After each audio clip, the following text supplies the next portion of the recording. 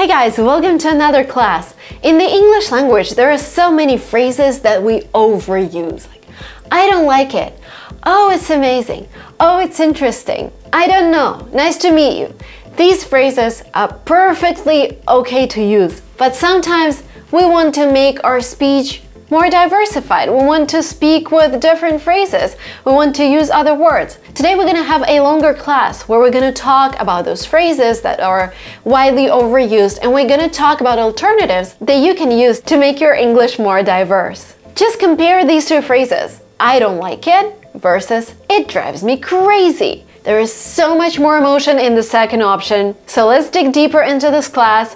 What I ask you to do when you like some particular phrase, make a sentence with it in the comments down below, because this will help your brain memorize this phrase and learn how to use it in a context. So make sure to watch this class up to the very end and write down your favorite phrases in the comments down below. Hey guys, welcome to linguamarina. It is nice to meet you. Or is it nice to see you? This is the phrase that we tend to overuse. So in this video, we're going to talk about other ways you can say nice to see you or nice to meet you. But before we go into the other phrases, let me explain something to you. When you say nice to meet you in English, that means that you see someone for the first time. And this is actually when you introduce yourself to them, when you learn about their name and who they are. I know that in some languages, when you say meet someone, you actually mean that you were hanging out with them.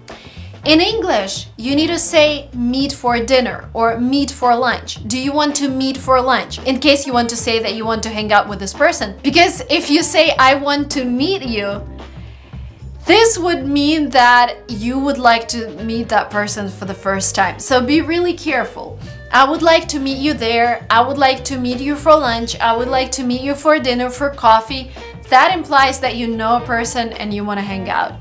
When you meet someone, you learn their name, you're like, oh, great. And this is basically the only circumstance when you say it's nice to meet you, because you met them for the first time. Nice to meet you. Now, another mistake that people make because they confuse this word meet is when they hang out with someone for many times and then they spend another dinner together, and in the end they say it was nice to meet you. That's, again, might sound really weird because you only say it's nice to meet you when you first met that person, but you can say it was nice to see you. So It was nice to see you. it was nice to see you too. Which totally makes sense in this situation. But these two phrases are very basic, and because on this channel I like to dig deeper into language, I like to explore where we can go with different phrases. We're gonna talk about ways to replace those two. Because this video is about meeting people for the first time, your task is to comment down below which city are you watching from. Now start commenting and let's start learning. Now let's start with a phrase either great to meet you or glad to meet you. Hi, I'm Anna. I think we're in the same creative writing class. Oh yeah, hi, I'm Marina. Great to meet you. Great to meet you too. If you want to sound more British, use word lovely. I think British people just love this word. I remember my British friends would always say, lovely cup of tea, what a lovely trip. It's just this word that is widely used by the British people. So, British people like to say it was lovely to meet you or lovely meeting you. Well, it was lovely to meet you. It was lovely meeting you in person. Basically, what you can do with this phrase is put any adjective that you like. Good to meet you, lovely to meet you, wonderful to meet you, nice to meet you. And this way you make up as many phrases as you want. If you want to sound formal, you can say, pleasure meeting you. It was a pleasure to meet you. Whenever I say this phrase, I just imagine people wearing suits, shaking hands. Pleasure meeting you. Yeah, whenever we have a meeting at a bank or with an investment fund, pleasure meeting you. Very formal. Pleasure meeting you. It was a pleasure meeting you. We live in an era where everybody is on Zoom, virtual calls, and I do a lot of those, and I meet a lot of people through Zoom. People tend to wrap up those online meetings with a phrase, it was great connecting with you, because basically we connected through internet, through Zoom. And it's not really meeting, it is meeting, but I don't know, I miss in-person meetings. So I don't want to call this Zoom situation a situation where you actually meet a person. So I always tell whoever I'm talking to, it would be great to meet you in real life. Whenever you're in Silicon Valley, let me know. And it was great connecting with you today. And another phrase I just wanted to tell you, so you know this phrase, whenever you're introduced to a person and you're meeting them for the first time, it is a great way to show that person you actually appreciate meeting them. You can say, I've heard great things about your company, or I've heard great things about you from Claire. She told me everything about your videos, or I've heard great things about what you're doing. It just creates this context for another person and makes them feel more welcome. I've heard such great things about you. Now let's go to the second part. In the second part, we're gonna talk about phrases that you can use to open up a meeting with someone you've met before, but you haven't seen them for a while. And these phrases just highlight, again, that you care about the person, that you genuinely remember the last time you saw them and you regret it's been a while and you're highlighting it, meaning that you're happy to see them again. Let's learn those phrases. Great phrase to open a meeting with a person you haven't seen for a while. You can say, long time no see. Long time no see. And you can also use it when you talk to someone over the phone. Long time no speak. Another phrase to open a meeting with a person you haven't seen for a long time would be, oh, hi, Sheena. I haven't seen you for a year. Oh, yes, Marina, it's been a while. When was the last time I saw you? Oh my God, 2018. It's been a while. Just to highlight how much time has passed since you last saw this person. It's been a while. Another phrase, people use it a lot for kids or for dogs. I'm thinking of like different situations, and the more I think, the more situations involving kids come to me when I talk about this, when I think about this phrase. The phrase is, look who's here. So I would tell this to Emily, my daughter, or I would tell it to a very, very close friend. Now, I don't think you would really walk into a business meeting and see your colleague and be like, oh, look who's here, because it's a bit informal. I would say mostly for kids and animals and very, very close friends. Look who is here.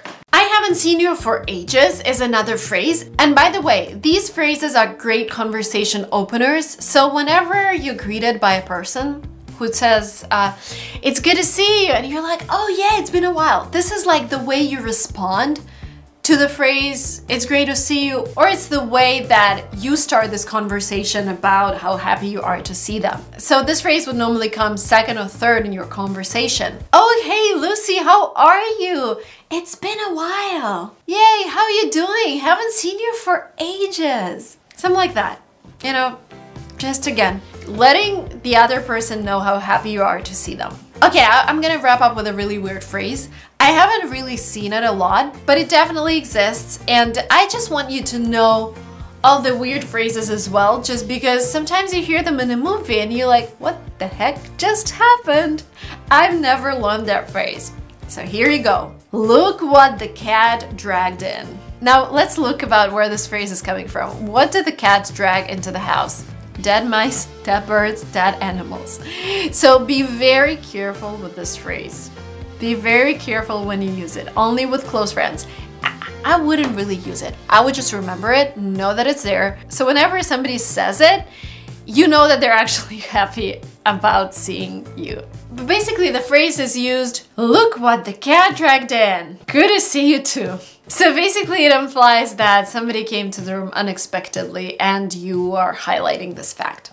Well, look what the cat dragged in. In this video, we're gonna talk about the phrase you're welcome. This phrase is perfectly fine and people will understand what you mean. But if you want to sound more like a native speaker, if you want to make your speech more diversified, avoid saying you're welcome and use the phrases that I'm gonna give you in this video. If you're interested, continue watching. The way you act with your friends is different from the way you act in a professional setting. So when you're at work, instead of saying you're welcome, you can say these phrases. So we're going to talk about professional phrases. Alternatives to you're welcome. First, I am happy to be of assistance. For example, if your boss assigned a task for you and he says thank you for agreeing to perform it, you say, I am happy to be of assistance. We're happy to be of assistance. Imagine a colleague asks you to help them out with a project. and they say thank you, and instead of saying you're welcome, you say that's what good colleagues do. Another phrase, I'm here to help. You can again use this phrase when you talk to your boss or to your colleague, or if you have a happy customer who's like, oh, thank you so much for helping me buy this car. You're like, I am here to help. This is what I'm here for. I'm here to help you do things. I'm here to help. And number 4, my pleasure, which is good for actually any situation, but this is where you try to show a person that you actually enjoyed helping them. Pleasure. Honored to have helped.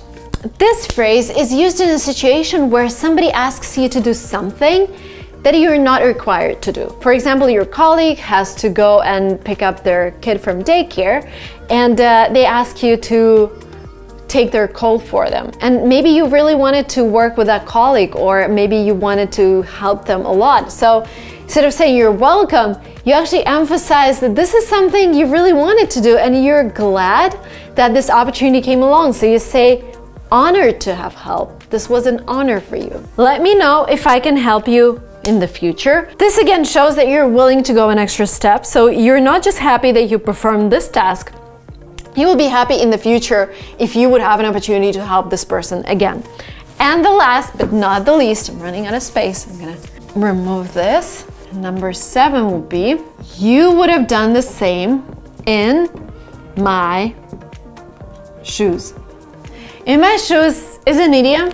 It's an expression that means that if somebody else was in your situation, in your shoes, this is just a nice way to let a person know that you've done them a favor and that you think they would do the same for you. Okay, now let's go back to this informal environment when you're with your friends and they thank you for something, and the way you can reply is anytime.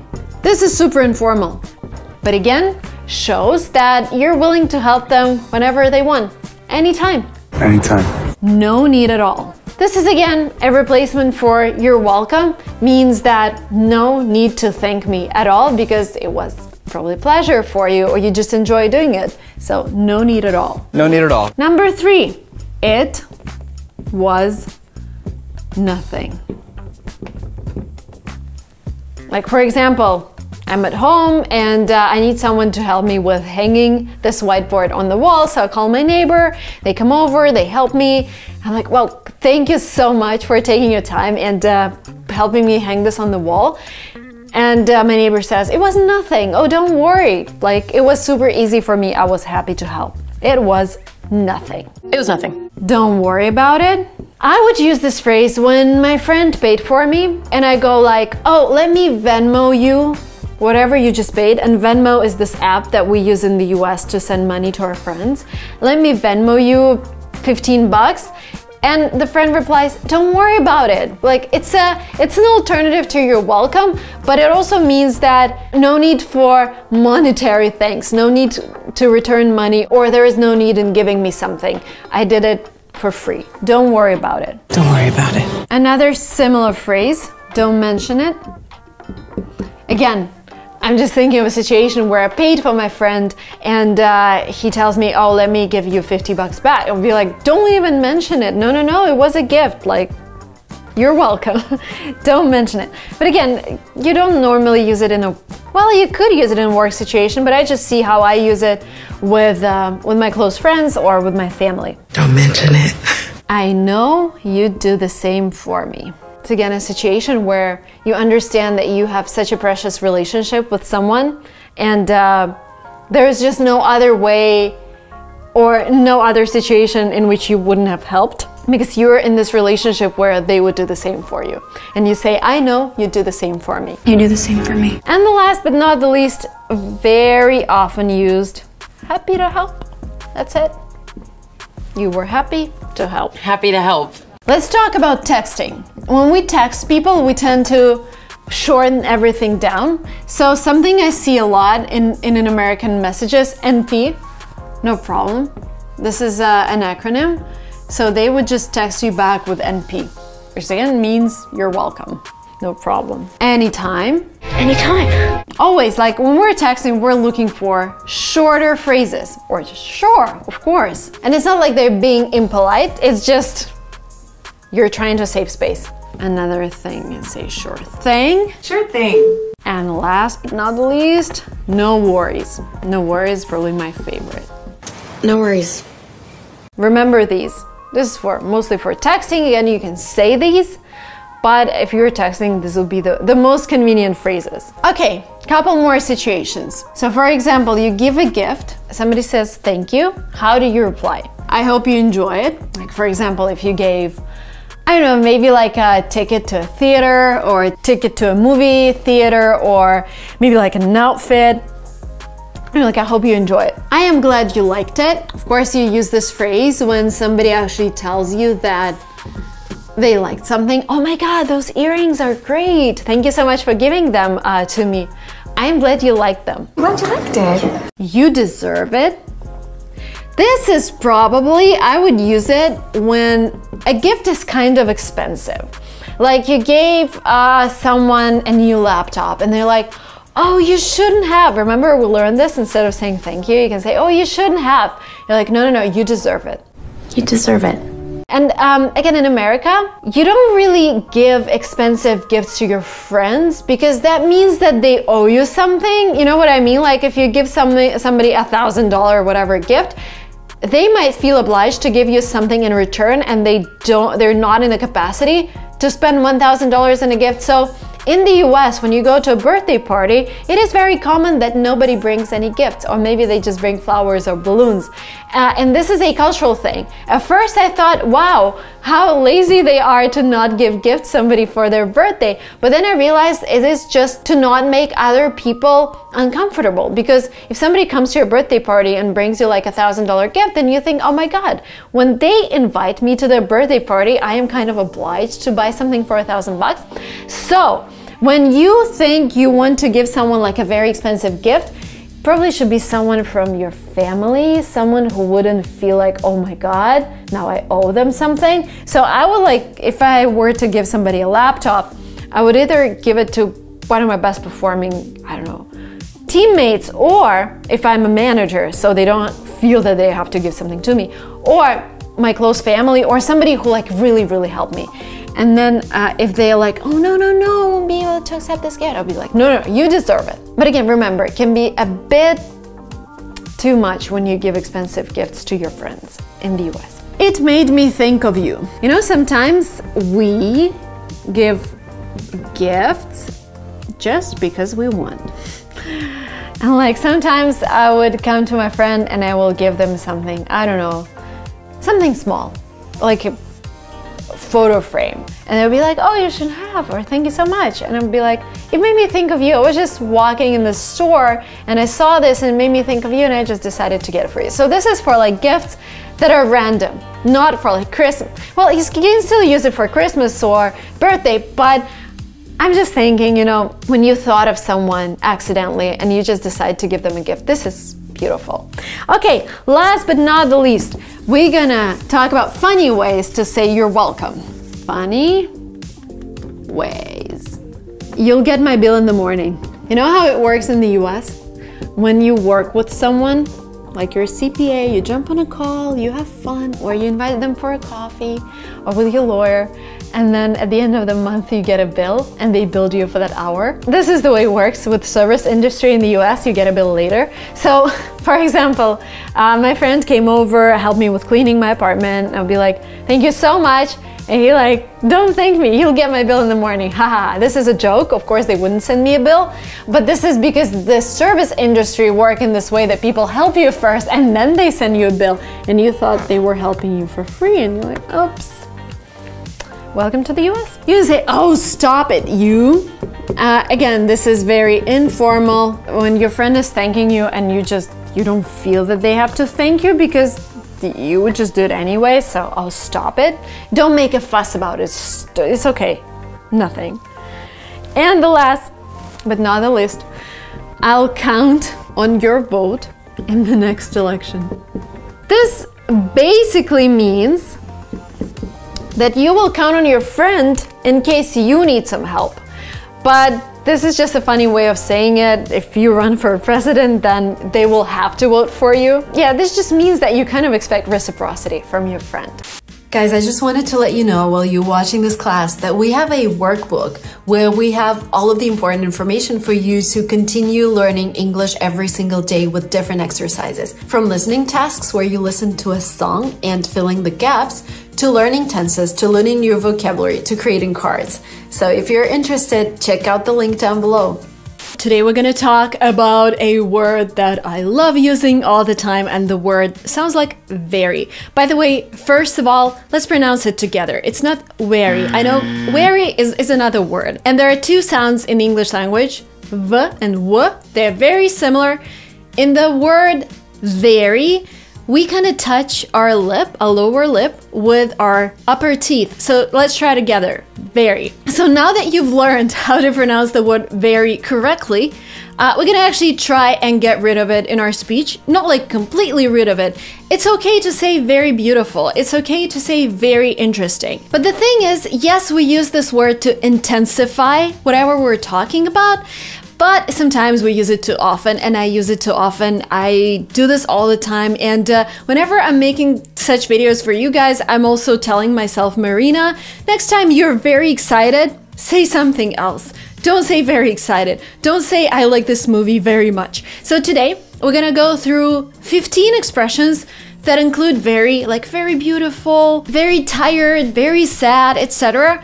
And we're gonna talk about synonyms that you can use to replace those expressions. So if you're interested in sounding like a native speaker, in making your speech very diversified, and native speakers use a variety of different words, not just very all the time, continue watching this video. But before you continue, hit the like button. So we were editing this video, and I realized that the problem is so common with just using all of these words that we decided that we need to create something in addition to the video. And we've created a PDF with the most common synonyms to words that are overused. So for example, with the word very, you can use so many other different words and replace it. So we collected all of those words. We collected some other words to replace commonly used words to make your speech more beautiful, to make you sound more like a native speaker. It's a free PDF. The link is down below, so hit it, download the free PDF. We also added some exercises so you could just practice whatever you just learned. The link is below. Download the PDF, replace very in your speech, replace other commonly used words with something more sophisticated, train them in the exercises, and improve your English. The link is down below. It's completely free. First of all, we mentioned very beautiful. So instead of saying very beautiful, you can say charming. You normally use the word charming for kids. So when someone sees Emily on the street, they say, oh, she's so charming in this coat, or whatever. She's so charming in this hat. What? I think she's charming. Gorgeous is mostly used to compliment women on their outfits. Marina, you look gorgeous in this dress. Why haven't you worn it before? Oh, and by the way, dresses tend to perform really well on this channel. One of the last videos that I made in my blue dress, I was hoping for it to perform. It was 1 out of 10, according to YouTube. Based on stats on my previous 10 videos, it was performing at the top. Thank you guys so much for that, by the way. So we use gorgeous instead of saying very beautiful when we want to compliment a woman on her outfit. You look gorgeous. Another word that you can use is stunning. Marina, you look stunning in this dress. You look stunning. Okay, enough with compliments. Let's go to the next phrase. Very tired. So last Friday, I made 6 videos in a day and I was very tired. That sounds boring. You can say I was exhausted. Oh my god, I had to work so much last week. I was exhausted by the end of the week. You can even intensify the word exhausted with completely. You can say I was completely exhausted by the end of last week. I'm exhausted. Exhausted? Very sad. Again, you know, basic phrase for a student who has been learning English for like 3 years. I'm very sad about our divorce. If you want to sound like a native, you would say, he was heartbroken after his divorce. He was heartbroken. Or, he was devastated after his company went bankrupt. She was devastated. You see, it's just a completely, well, it's not a different meaning. You can still say very sad, But devastated means he was so sad, he probably stopped eating, stopped going out with friends, and that was a real tragedy in his life. So devastating or heartbroken, they have different meanings, but they show more meaning when you use them. Very happy. Again, this is something a 3 to 4 year old would use here in the US, I guess. Very happy, very basic. You can say, I'm thrilled. Oh my God, I am thrilled to see you. I haven't seen you in a while. Thrilled means very happy. Uber happy, extremely happy. Yes, I'm thrilled. I also like the expression on cloud 9. That means very happy. I was on cloud 9 when Dima proposed to me. When we decided to get married, I was on cloud 9. Means I was very happy. Are you literally on cloud 9 right now? Delighted. You will be delighted about something I'm going to tell you right now, which means you're going to be really happy. Delighted. I'd be delighted. By the way, you would be delighted to know that we've upgraded our intermediate to advanced marathon. And intermediate to advanced marathon is a 30-day course recorded by me and another professional teacher, Vania, who speaks like an American, though he's not American, but he's going to teach you how to do that. And on this marathon, we'll focus on vocabulary, on making your speech more diversified. And this is mostly marathon for people who are like, okay, I've learned vocabulary, I've learned my grammar, maybe I need to refresh some things, but my main goal is to start speaking. So that marathon is for you. We're going through a lot of tips and tricks on how to help you start speaking. We're going to enhance your vocabulary. You're going to go through all of the topics that you need to know in order to become advanced. The link will be below with a special promo code for everyone who's watching this video. You will be delighted when you take this course. We had thousands of students who've taken this course and the feedback has been the most amazing. So highly, highly recommended. The link will be below. Now the next phrase would be very surprised. And instead of saying, Marina, I was very surprised when I took your course because it was so good, you can say, Marina, I was amazed by the course. By the way, if you guys have taken the course, please comment down below what you think of it. And by the way, if you want to read more reviews about LinguaTrip and the courses, type in LinguaTrip Trustpilot and you will see hundreds of reviews. Another way to replace very surprised would be astonished. Over 50% of students who've taken the course said they were astonished with it. I am astonished. Very small. Again, super basic. Instead of saying very small, you can say tiny. She refused to eat even a tiny piece of cake because she was on a diet. Minuscule is another great word to use, very advanced. The chances of winning a lottery are minuscule. That means they're very small, almost non-existent. The chances are always minuscule. Very big. Very big, again, very basic. Instead of saying very big, of course, you can say huge. It was a huge mistake. New York is a huge city. Huge mistake. LA is a huge city. If you imagine like Los Angeles, if you think it's a city, it's actually a lot of small towns. And there are highways between them. I was surprised when I came to LA and I realized how huge it is. Because I thought it was like a typical American city with a downtown and then suburbs. No, you have Beverly Hills, has its own downtown. You have Santa Monica, has its own downtown. Venice Beach, Hollywood, Burbank, Playa Vista, like all of the different towns, they have their own downtown. They have their own suburbs and all of them together are LA. And it would take you maybe like 3 hours to go from one end of LA to another end of LA. It's like crazy. It's a huge city. Or you can also say it's a giant city. Los Angeles is a giant city. Giant coffee. When we're talking about somebody's achievements, the word tremendous will be very suitable. Very suitable. She has achieved tremendous success by starting her own company. Tremendous. That's tremendous. Or you can also say massive success. And you can also use massive with discounts, for example. There are massive discounts on Black Friday. Wait till Black Friday to buy a new TV set. It's not massive. Humongous.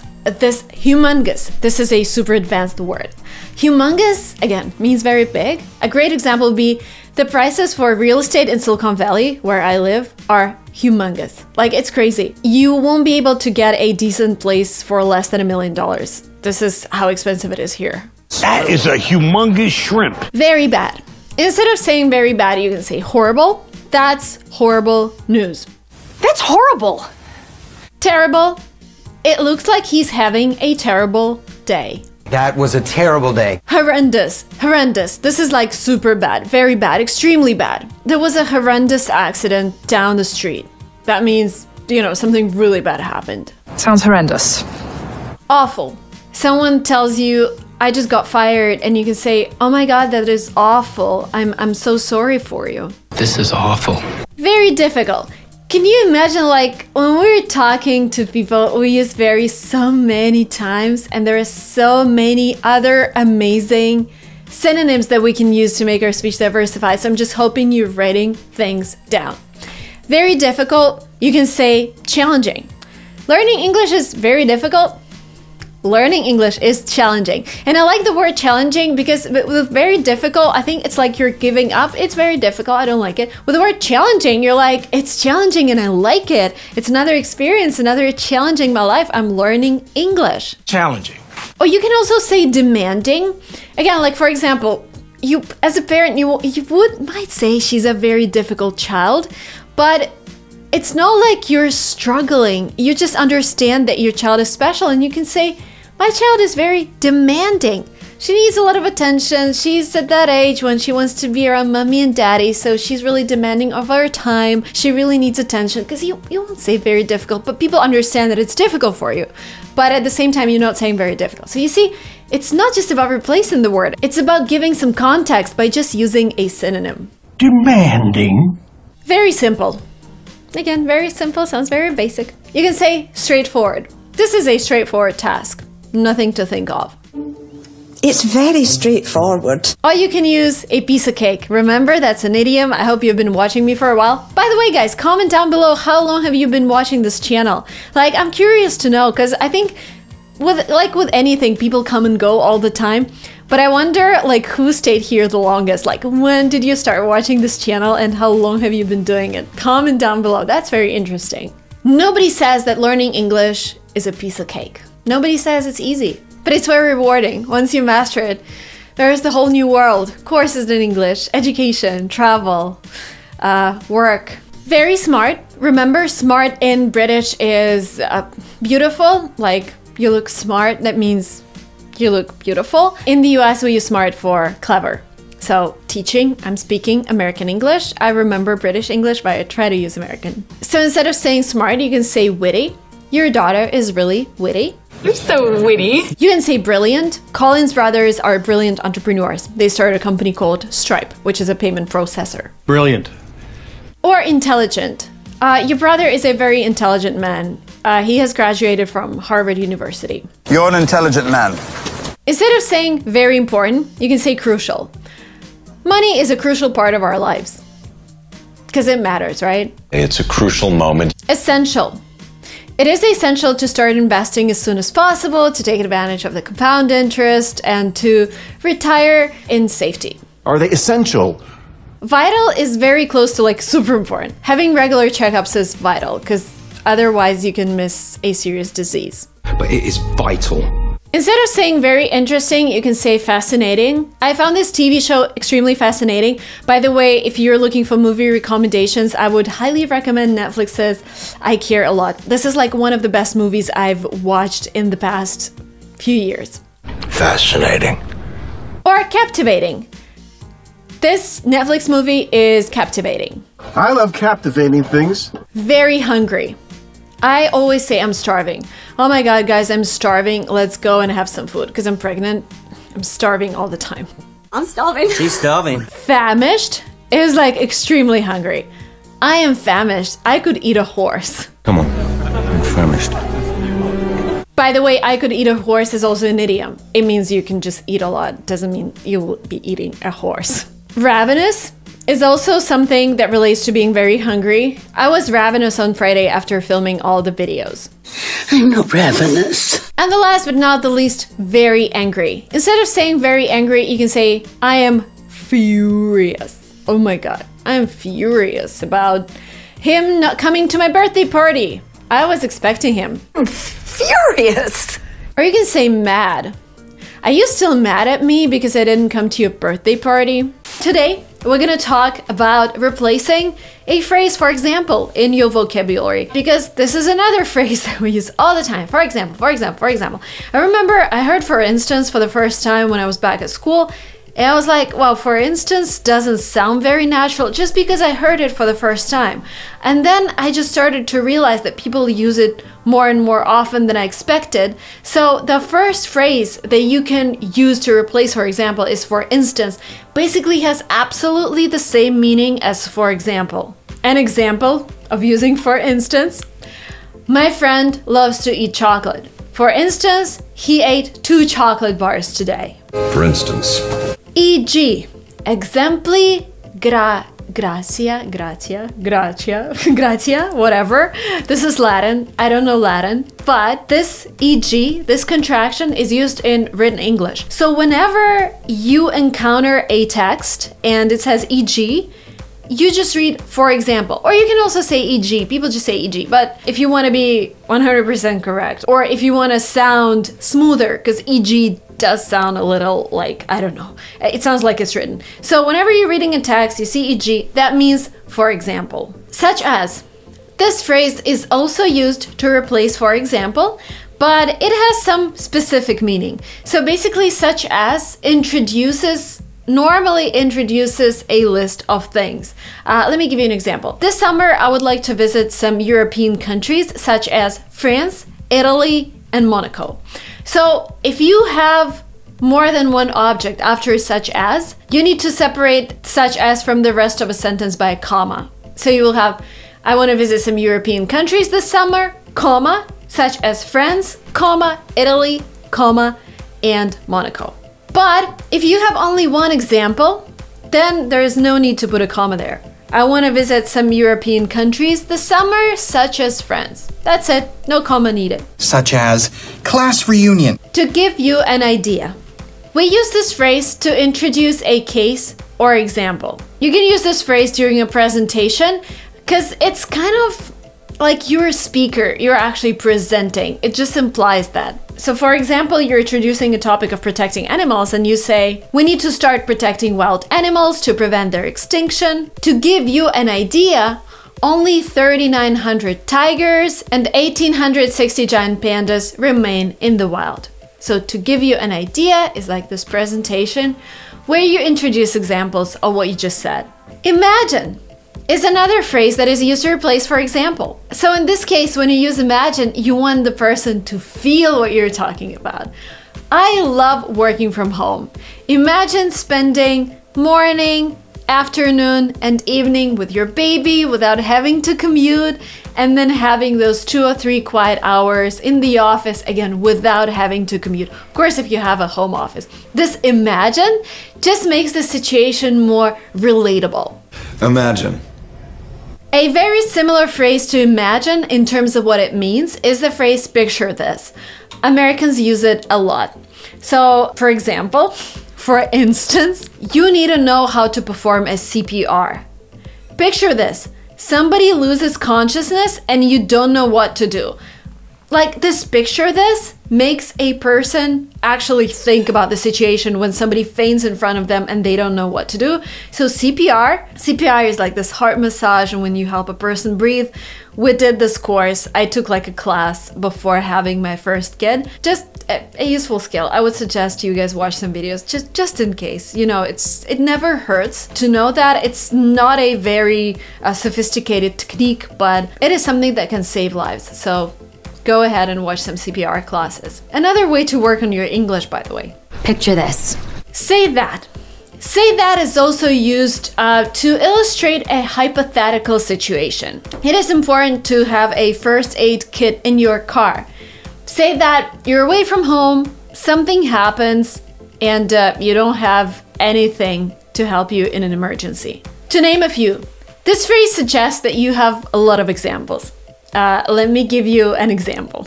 I've traveled a lot by the age of 25.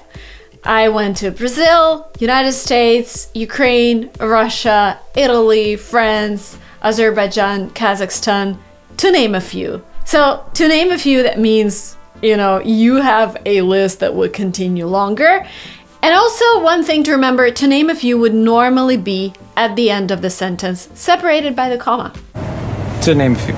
To illustrate or as an illustration. If you watch my TOEFL videos, to illustrate is a phrase that I used a lot in my templates, both for writing and speaking, because this is just another way to say, for example, and if you're taking a test, it is really important to replace all of the words because you get additional scores for using different phrases for diversified vocabulary. So there is a speaking task in TOEFL where you would have a text about some particular phenomenon, and then you will have a professor talking about an example of that phenomenon. Like, for example, I don't know, they would have like animals who live in the Arctic, and then a professor would talk about polar bears. And you can say that the article talks about animals who live in the Arctic, and this is the way they survive there. To illustrate the way they survive, the professor uses the example of a polar bear. Or you can also say, as an illustration, my sons really get on well. As an illustration, they are 5 years apart, but they always spend time together. To show you what I mean, this is really an informal phrase. And let me give you an example. Thumbnails are really important for a video. To show you what I mean, here are 2 thumbnails. Which one do you think performed better? Consider a situation in which, again, this is a more formal phrase, and this is where you would ask a person to imagine something happening. It is great to prepare meals in advance. Consider a situation in which you get back home late from work and you have nothing to eat. How good it would be to have prepared meals in your fridge. Case in point. This phrase replaces for example and also helps you prove what you mean. Our technology is really one of the best. Case in point, our clients attract 5x more customers. Case in point. A very similar phrase to that is as proof. My diet is really effective. As proof, I lost 5 pounds in the past few weeks. And the last but not the least, in particular, is a phrase that helps you emphasize something. I really like my job. In particular, I really like to get feedback from you guys. Pausing here to remind you to take breaks when you're studying, to remind you to take notes, to remind you to try to practice every single word that you just learned, to show you beautiful California for some motivation, and also just a reminder that we have a workbook. It is not too expensive. It is something that will keep you busy with English every single day. So if you want to continue learning English with me, the link will be down below. Thank you. How was your day today? Okay. How was your lunch today? Okay. What's the weather like today? Okay. Fast forward. How was your day today? Very good, actually. I went to the gym, I did 4 pulls, so amazing, very productive. How was your lunch today? It's pretty healthy, actually. I ate chicken wrap and the rice, so it's good. What about the first one? That was terrible, actually. It wasn't your idea, by the way. And do you like the weather today? Yeah, it's good. It's not warm, not hot, so it's fine. You see how emotional you get and how many details you get from a conversation when you avoid saying okay. Hey guys, let's talk about replacing the word okay. The word that I use all the time, the word that you probably use all the time, and this word has actually 10 different meanings in the Cambridge Dictionary, which means there are 10 different aspects of it, and we can think about this word in 10 different ways, and we can think about alternatives that we can use to replace this word in our speech. So if you've ever noticed that you're playing okay, okay, okay every single time, then continue watching this video. It's going to be very useful. Meaning number 1, we use okay to agree with something. And sometimes we can just say yes, yep, yeah. This is what a lot of native speakers use. Can you give me a phone number? Yeah. And you go with the phone number. Yeah. Another expression that I really like is sure thing. I think it's very American, very kind of native speaker-ish. Can you finish by tomorrow? Sure thing. Sure thing. Another expression that you can use, sounds good to me. When you wrap up the meeting, you can say, hey, do you want to meet next week again? And you're like, sounds good to me. Again, this is an alternative to okay. Sounds good to me. You could have said okay, but sounds good to me is kind of, it tells the other person that you are excited about it. Sounds good to me. Because okay can be a little like passive. do you want to meet next week? Okay. Like, okay. Okay. Sometimes they would even like ask you back whether you actually want to do this or not. So sounds good to me is a lot more affirmative in this case. Sometimes you agree, but you agree 100%. And you say, my thoughts exactly. Marina, this dress suits you really well. And if I say okay, again, it's a little faster, like, okay, whatever. But if I say my thoughts exactly, that means yes. When I was buying it, I was like, oh my God, this is such an amazing dress. Thank you so much. My thoughts exactly. Another phrase that you can use is, why not? Do you want to go out tonight? Why not? Why not? Sounds like a plan. I love using this phrase. Again, when you are agreeing on something, going somewhere together, or doing something together, you can say, sounds like a plan. That means you agreed on the terms, you agreed on the timing, etc. Sounds like a plan. Okie dokie, or you can say okie doke. Very informal, very nice. I like it. Okay, do you want to meet up for breakfast on Sunday? Okie dokie, let's do it. Okie dokie. The second meaning of the word okay is actually giving permission. If somebody asks you, can I borrow your phone? You can say okay, but you can also say other phrases and words. You can say sure, sure, grab it. Sure. You can say absolutely. Absolutely is actually when you owe something to someone and they ask for a favor and you've been waiting to do this favor. So for example, I borrowed one of my friend's car and then he wants to borrow mine and I say, absolutely, please borrow my car because I've been waiting for you to ask me for this. Absolutely. Absolutely. Certainly. Can you lend me some money? Certainly. Certainly. All right is also another word that you can use. Let's look at an example. Can I take a rain check on our meeting this weekend? All right. I don't know if you remember, guys, but in one of my videos, we actually talked about having a rain check on something. That's an idiom. You can't really translate it. I don't know, maybe it translates to some languages. This actually means that you cannot accept the invitation right now, but you would be willing to do it a little later. So when somebody says, can I have a rain check on our meeting this weekend? That means, can we actually cancel it and reschedule for a later date, sometimes later? And you say, all right, or you say, okay, if you agree. Can I take a rain check? Fine by me is also another expression to replace okay when you agree with something. Fine by me, you? Fine by me. And the last one is also one of my favorites. It's by all means. That means you absolutely agree. By all means, borrow my car, take my money, take whatever you want. By all means. By all means. The third case of using okay is actually asking for permission. When we say, is that okay? We're asking for permission, but we can also use other phrases. We can say, is that all right? Is that all right? Or another one that I really, really like. Is it fine by you? So you're kind of running it by something. Is it fine by you that I skip our meeting tomorrow? Another phrase, going to work out. I want to change our logo. Is it going to work out? And a very formal replacement for okay is acceptable. I want to take a week off work. Is that acceptable in this company? So it's like you're asking your boss. Another circumstance where we use okay all the time is when we talk about ourselves. I'm okay today. I am fine. So a couple words that would help you replace okay in this case are not that bad. Not that bad. Good enough. Good enough. Fine. Fine, fine, fine, fine. And all right.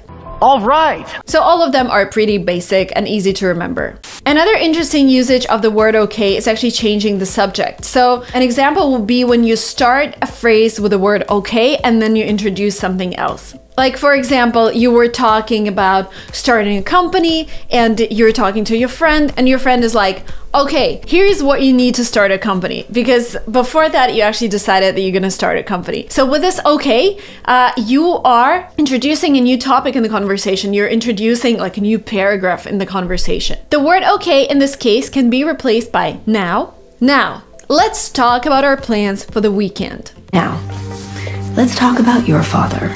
All right. Let's talk about starting the company. And please pay attention that in this case, it's like an introductory word in the sentence. So we have to put a comma after it. All right, let's talk about clothing. Check it out. I've got more than 3.5 million followers on this channel. Thank you. Thank you guys, by the way, for watching and subscribing and sharing my content with your friends. Look here. Look here. This is what you need to start a company. You need to incorporate, you need to start a bank account, etc., etc. So these are the words that can replace okay when you're introducing something else in your conversation. We went through 5 most common usage examples of the word okay, and we learned how to replace them. As always, guys, if you want to continue learning English with me, please subscribe to this channel.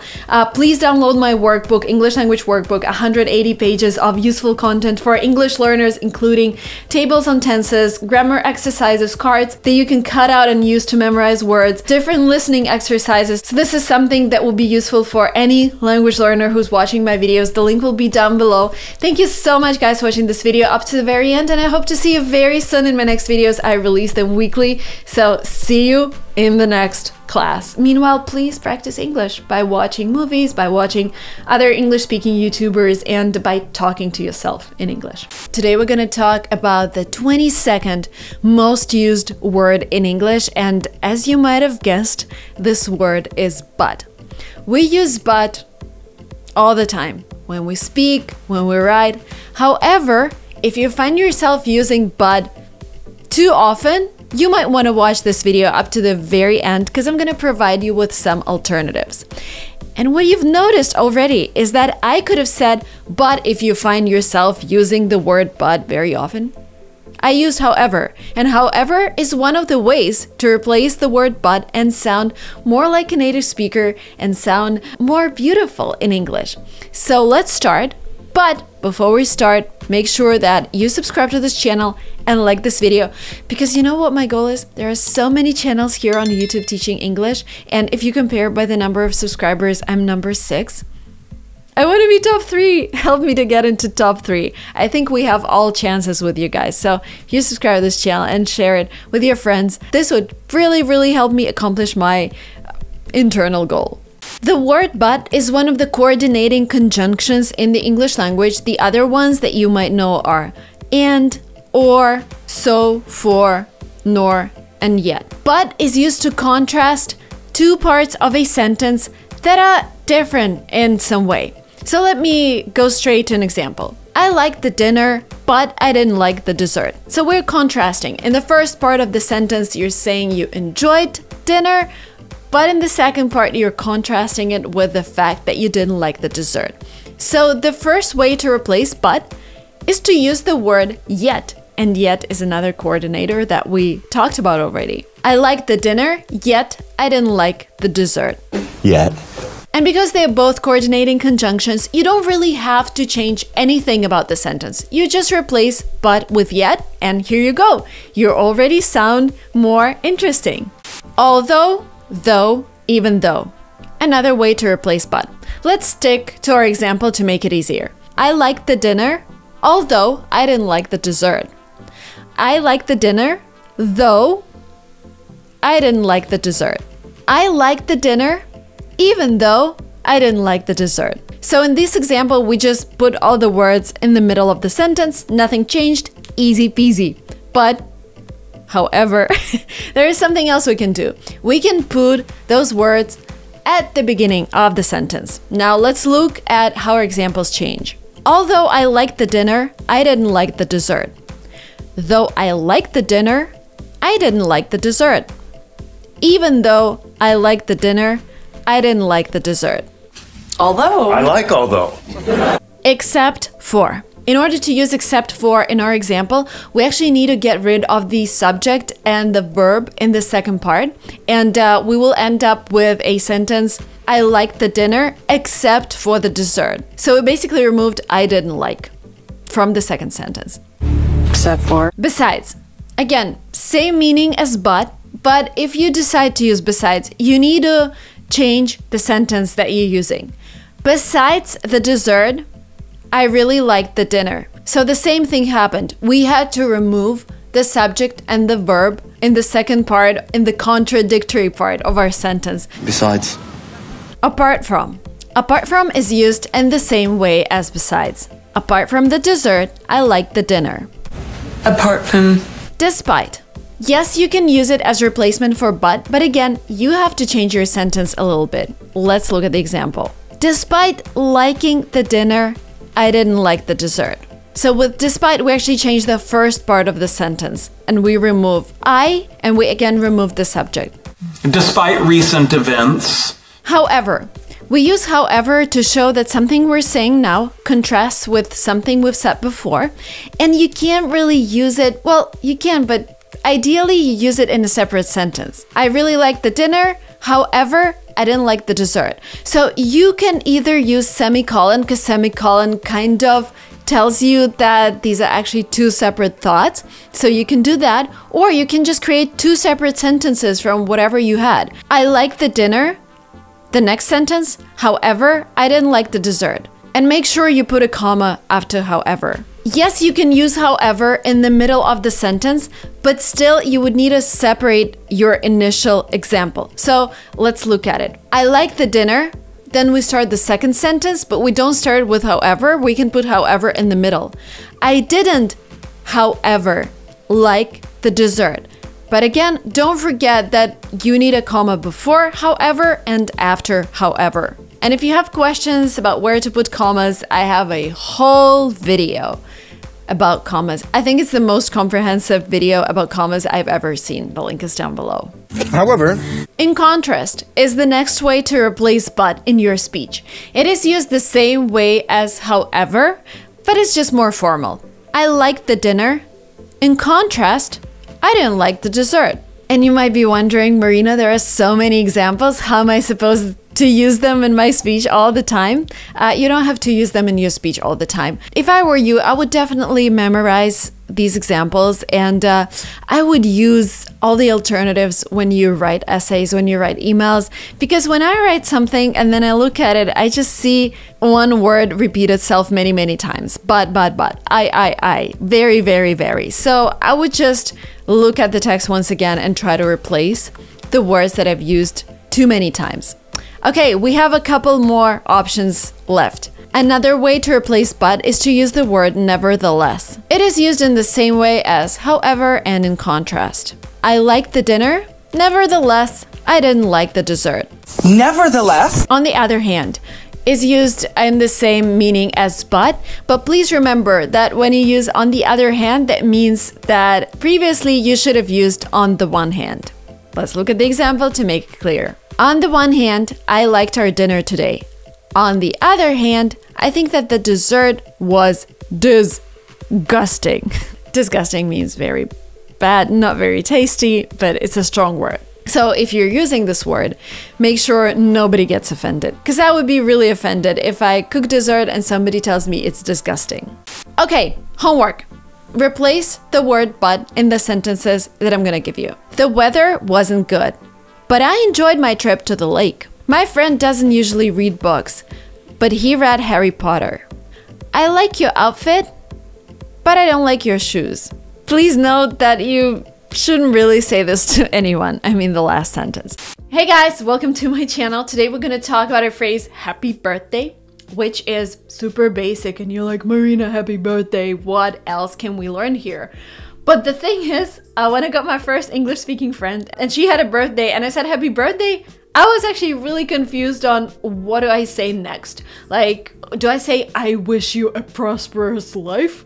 Or I wish that everything goes well with you? Like, I was like, what do I say? So we're gonna talk about phrases that you can use instead of happy birthday, and we're also gonna talk about phrases to continue happy birthday, because you don't want to just say happy birthday if it's your close friend. You want to wish them something, you want to make it special. So this video is about birthdays. If by the way you have a birthday this week and you're watching this video, happy birthday. Let me know down in the comments below if it's your birthday. Okay, let's do it. First of all, if you think that you can say congratulations to a person who has a birthday, that means you haven't watched all of my videos, which is really, really bad, because we talked about this. Congratulations is a phrase that is used to congratulate a person on their achievement. Like, congratulations on having a baby. Congratulations on getting a new job. Congratulations on your new job. Congratulations on getting married. So they did something to achieve something. Happy birthday, like when you have a birthday, that means you just survived. So if you want to highlight that somebody survived, and when I posted that on my Instagram, by the way, follow me on Instagram, linguamarina, I posted this rule on my Instagram in 2020, and people were like, but Marina, in a year like 2020, it's absolutely okay to say congratulations on a person's birthday because it was an achievement to survive 2020. I agree. But if you use it, then, you know, make sure that a person understands that you are telling them that it's an achievement. Like, it would be really natural if you say to a person who is 100 years old, like, congratulations, you made it to 100, or you made it to 90 years. That's an achievement. It's a random situation, like one of your friends just had their regular birthday and you say congratulations. That is wrong. So just remember, congratulations go to special events. Happy birthday is happy birthday. Now let's look at some alternatives to happy birthday. Some people write HB or HBD, acronym.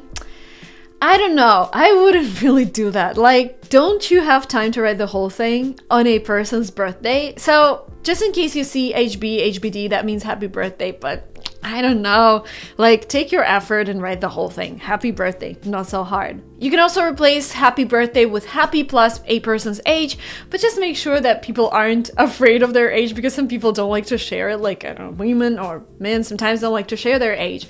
So it's okay for kids, I would say. Happy 16 years old, happy 18 years old. Normally, it will be an age that's also like a border between, I don't know, childhood and adulthood, from being a baby to being a kid. Like, happy 5th birthday or happy 6th. You can just omit the word birthday. Happy 30th birthday or happy 30th. Happy 30th birthday. Here. Happy level up day. This is something that is very game-like. It means that you've upgraded to another level in your life. You can say happy level up day. All the best on your special day. This phrase incorporates both happy birthday and some wishes, so you can just use this one phrase to replace everything. All the best on your special day. Another phrase that people use here is many happy returns. That actually means happy birthday and you wishing this person to have many birthdays in the future. Many happy returns. And you can also say have a smashing birthday. That means, again, happy birthday and have a great day, have a smashing day. If a year was tough, like 2020, you can say, what a year. It was tough, but you made it. The best things in life are yet to come. You can use this phrase to just highlight that life continues and there are so many amazing events in the future. And if you want to add some humor, and remember at the beginning we said that congratulations is only appropriate when it was a really hard year and it's actually achievement to survive, you can say congratulations on another year of skillful death evasion. But just make sure you're talking to a friend who would understand. Or you can say congratulations on surviving another year. But again, this is very informal. Now let's go through more phrases to extend your happy birthday phrase. I hope your celebration gives you many good memories. That means that you're wishing this person to have a great birthday party. I hope you have a fantastic day and a fantastic year to come. Hope you have an enjoyable birthday. This is a very basic phrase that a lot of my friends use. May your birthday be filled with laughter. You can start a lot of your wishes with may your upcoming year, may your birthday, may your day, may your life be filled with smiles. May your day be filled with gifts and presents that you were expecting. I wish you a happier birthday than anyone else has wished you. Like you really want to stand out and be better than other people wishing happy birthday to that person. A million magic wishes for you. Sending laughter and joy your way. Sending smiles your way, sending love your way. Another phrase that's very universal because you can replace whatever you're sending somebody's way. Sending happiness your way. If you want a phrase before you give a gift to someone, birthday gift, you can say, you always make me so happy, so today I want to make you as happy as possible. And then you introduce your gift. So this is why I'm taking you on a cruise. We're going to Miami. We're going to LA. I don't know, something that you came up with. Happy birthday to someone who really deserves a great day. This is a kind of a little impersonal. This is something you would put on a postcard.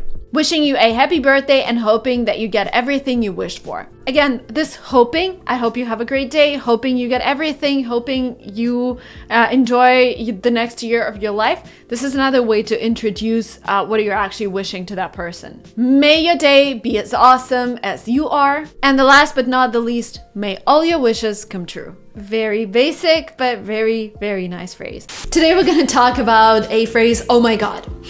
Oh my God is the phrase that is used everywhere by native speakers, especially, and it's, in my opinion, I haven't analyzed that statistically, but a lot of young women use it all the time. And oh my God is this phrase that most of all means surprise. And sometimes it can be a pleasant surprise, like, oh my God, Marina, you look so beautiful today. I am surprised you look so beautiful. On the other hand, it can be a negative surprise. Oh my God, I forgot I have my TOEFL test tomorrow. Oh my God. And you're like, oh, what a shocking surprise. The purpose of this video is to replace oh my God in your speech and also make you acquainted with other phrases that people use, because there are a lot of phrases that resemble this phrase and they mean the same, but you might not recognize them straight away. So today we're going to talk about those phrases and hopefully you would be able to use them when you're talking to native speakers, when you're in an English speaking country, because using them would definitely make you sound more like a native speaker and people would understand that you understand their culture. And again, there is nothing bad at sounding like you're a non-native speaker, but still, like, knowing those phrases, knowing those tricks is something really important. So let's do it. Let's dive deep into replacing oh my God in your speech. First of all, OMG. Whenever you see this abbreviation, OMG means oh my God. OMG, OMG. And people use it a lot when texting each other, and sometimes if you watch a lot of YouTube, I see a lot of those thumbnails where people like, and the thumbnail says, OMG. This means, oh my God. And you can also say, OMG, OMG, I got this job. I got a job offer. OMG, I never text you back. Phrase number 2, oh gosh. So the first time I heard the word gosh was actually in the UK, and I think in the UK people use gosh a little more often than in the US, but I might be wrong since I haven't been to the UK for a while now. But this phrase, oh gosh, gosh, means again the same. Oh my God. Oh gosh, I forgot to lock the door. Oh my gosh, I just got chills. And it's good to use this phrase in conversational English. And by the way, yeah, this phrase is really conversational. So if you're writing an academic essay and you'd be, OMG, I just found out this and that. No, don't do it. This is not academic. Goodness gracious me. Again, kind of British, but also American phrase. And it can mean a pleasant surprise or unpleasant surprise. For example, we say, goodness gracious me, this costs $100. No way. This is an unpleasant surprise. How can this cost $100? Like, I don't know, whatever can cost 100. This mug, overpriced. It doesn't cost 100. Coffee time. And goodness gracious me can again be an exclamation of surprise, frustration, or excitement. Goodness gracious. Oh my goodness. Another phrase that can be both good and bad. Oh my goodness, it's 11 p.m. already. I would never be able to finish this work. This is an unpleasant surprise. You did not expect it to be 11 p.m. already. Oh my goodness. Or you can say, oh my goodness, this kitten is so cute. Pleasant surprise. I did not expect this kitten to be so cute. Oh my goodness. Oh my, just a shorter version. Oh my, what happened here? And you're coming into a room that is so messy. You're like, oh my. Oh my. Holy moly. Very informal phrase. Again, means the same. Holy moly, you look beautiful today. Or, holy moly, you look weird today. Holy moly. And the task right now is for you to listen carefully to this video. And if there are some phrases that you particularly like holy moly, you can say anything about this video using this phrase, like, holy moly, Marina, your setup is amazing today. Or, holy moly, Marina, I like your hair. So I don't know if it's falling down, but I watched this video, which is like a 2-minute video on how to create this hairstyle. And I think it's great, but I think I was supposed to put more hairspray on because I think it's falling, but I think it's so beautiful. Anyways, you can say, holy moly, or, oh my goodness, Marina, you look amazing. Like, or, oh my goodness, Marina, this is so boring. I knew everything before even watching this video. So whatever you want to say about this video, I won't be offended. I want you to use this phrase in the comments below, and you would be first practicing it and second memorizing it better, because once we use phrases, we memorize them better. The next phrase, holy crap. If you don't know what crap means, it means poop, and we'll have a picture here for you. So holy crap, if you just look at this phrase, you would think it probably means something bad. It doesn't necessarily mean something bad. Again, you can say, holy crap, what a beautiful dress. Or holy crap, I forgot my phone again. So it can be both, depending on the context. You always look for cues in the context to decide whether it's a pleasant or unpleasant surprise. Holy crap! Or you can say, holy crap, he was broke 6 months ago and now he's a millionaire. I don't know whether it's a pleasant or unpleasant surprise depending on the situation. But yeah, and you can also say holy cow. Holy cow is a phrase that you can also use. Same as holy crap. Holy cow. Oh man, or oh boy. Again, depending on your intonation, it could either mean frustration. Oh boy, here he comes again. Oh man, you've ruined everything. Like, this is unpleasant, this is frustration. Oh man. Oh boy. Or you can say, oh man, this is awesome. I love it. Completely different emotion, same phrase. Oh man, this is amazing, man. For heaven's sake. Now here, we mostly use this phrase when we're annoyed with someone or something. For heaven's sake, make a decision already. I'm tired of waiting. Oh, for heaven's sake. And you can also use for goodness sake, which would again mean the same. You are frustrated by someone. Goodness sake. When you want to express concern or disapproval, you can say, oh dear, don't tell me you ate the whole cake again. This means disapproval. Don't eat too much sugar. Oh dear. Good Lord or oh Lord. Good Lord or oh Lord. These phrases are used to, again, mostly express negative emotions. Like, oh Lord, when would this end? Or good Lord, when would this end? Good Lord. Gosh almighty. Gosh almighty is a phrase that is used when we're frustrated, excited, and surprised, just like, oh my God. Gosh almighty, I didn't expect this to happen. That was it for me for today, guys. As always, if you're looking to improve your vocabulary, if you're learning English and you're not yet subscribed to this channel, I don't know, like, this would be top 3 mistakes that you make in your English language if you're not yet subscribed. The red button is down below. Please hit the like button if you enjoyed this video. I'm looking forward to reading your comments using one of the exclamations that we used today. And if you want to learn more English with me, I have a workbook, over 180 pages of content in English with exercises, with practical things that you can do, with idioms, with 1,000 words that you need to know in English, with tables about tenses, with there are so many things in that workbook. And this is something that will be on your desk with you for a while, because whenever you feel the urge to learn English language, you will open this workbook and complete a couple of exercises or read something exciting. So the link is down below. Download the workbook. And again, thank you so much for watching this video. I will see you very soon in my next videos. Bye-bye. Thank you so much, guys, for watching this video up to the very end. I really hope this class was useful. Let me know what you think, and I'm looking forward to reading your comments with your favorite phrases that we learned today. Thank you so much, and see you soon in the next videos. Bye-bye.